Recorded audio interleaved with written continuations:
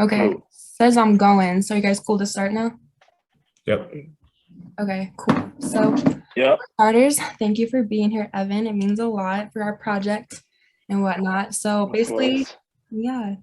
For our project, we're just trying to cover the communication like within the CU basketball program. So whether that's how it's interpreted in like a law setting, a home, kind of like win setting too as well, and like what your thoughts are on that. And yeah, so Okay.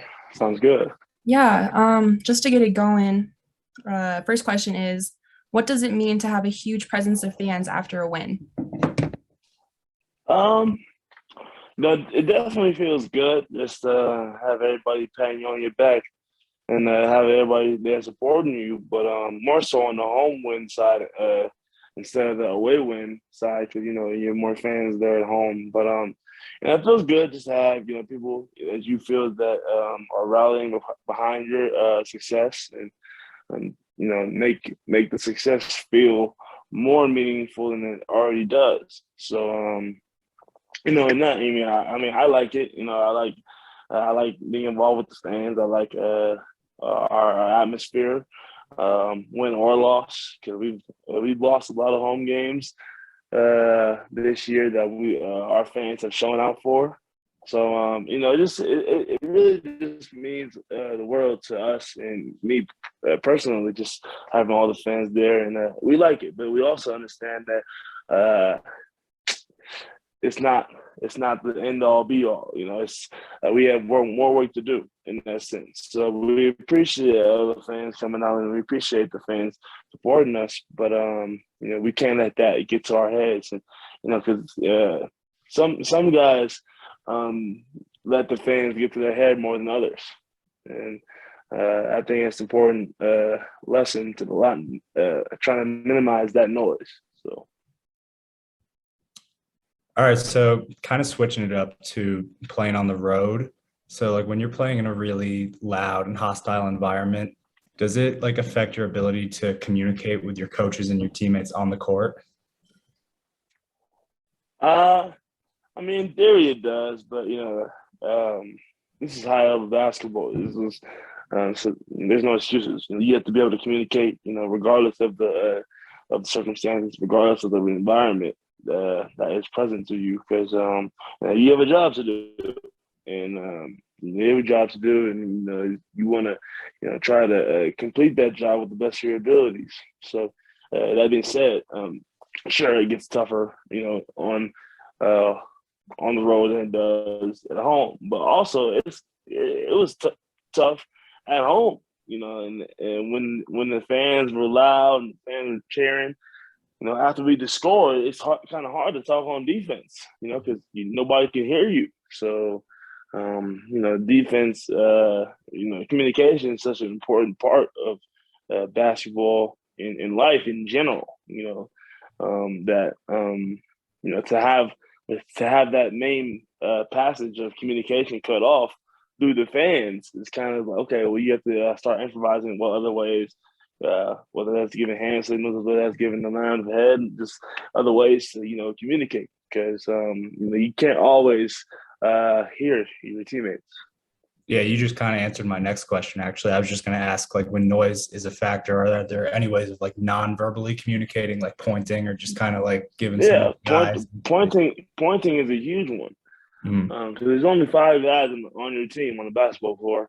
So you point to a specific dude and a specific person, then they're gonna know, uh, what that point entails. And Mhm. each team has different signals. Each team has different non-verbal signals, because they prepare for loud environments. You want to play in Mhm. loud environments. That's the goal. So Yeah. yeah, we're well prepared for that, I feel like.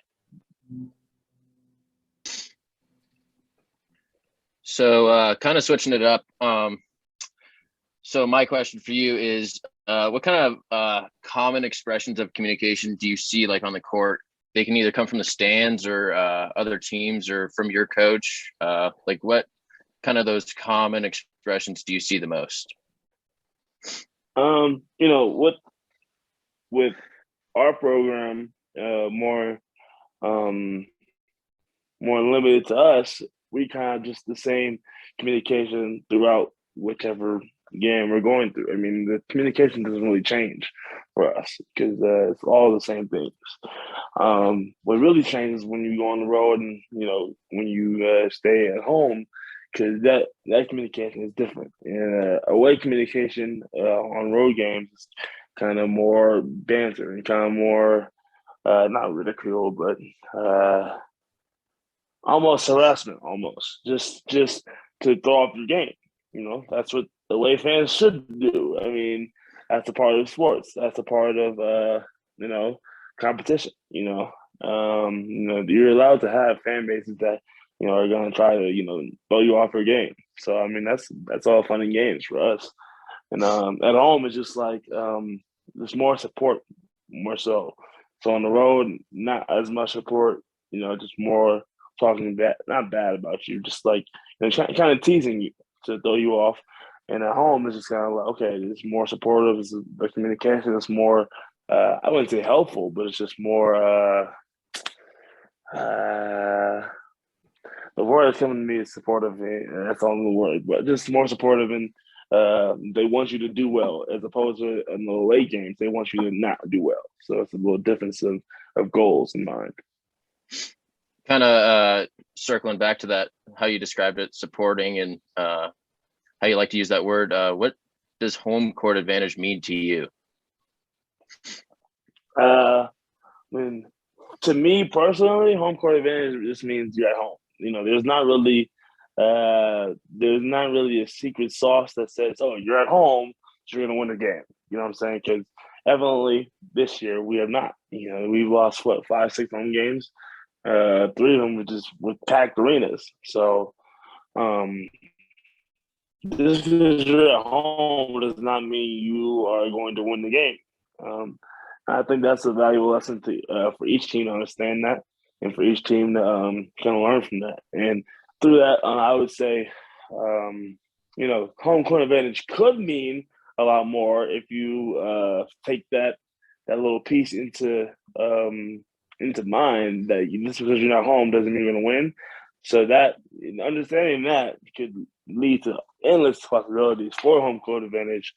Being the 6th man on the court, being loud so the offense can't hear what they're calling and can't hear each other. I mean, that's all valuable, and that's all valuable and all important.